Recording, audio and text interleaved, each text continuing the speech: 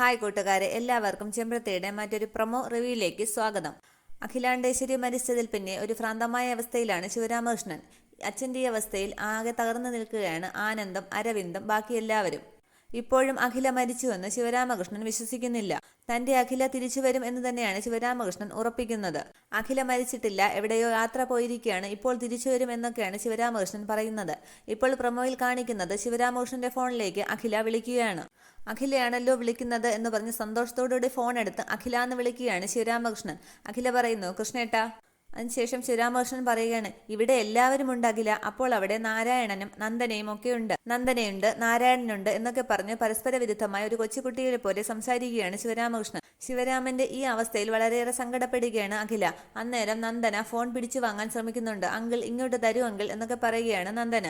Phone പിടിച്ചു വാങ്ങാൻ ശ്രമിച്ച നന്ദനയെ പെട്ടെന്ന് പിടിച്ചു തള്ളുകയാണ് ശിവരാമകൃഷ്ണൻ. പെട്ടെന്ന് നന്ദന സെറ്റിയിലിടിച്ച് താഴെ വീഴുന്നുണ്ട്. അയ്യോ മോളെ എന്ന് വിളിച്ച് നാരായണൻ ഓടി അടുത്തേക്ക് വരികയാണ്. വിലാസിനിയും ഓടി വരുന്നു. കല്യാണിയും സുജാതയും ഒക്കെ അവിടേക്ക് എത്തുന്നുണ്ട്. ശിവരാമകൃഷ്ണന്റെ കൈകൊണ്ട് തന്നെ നന്ദനയുടെ കുഞ്ഞും ഇല്ലാതാകുമോ എന്നുള്ളത് നമുക്ക് വരും എപ്പിസോഡുകളിൽ കാത്തിരുന്ന് കാണാം. Okay, thank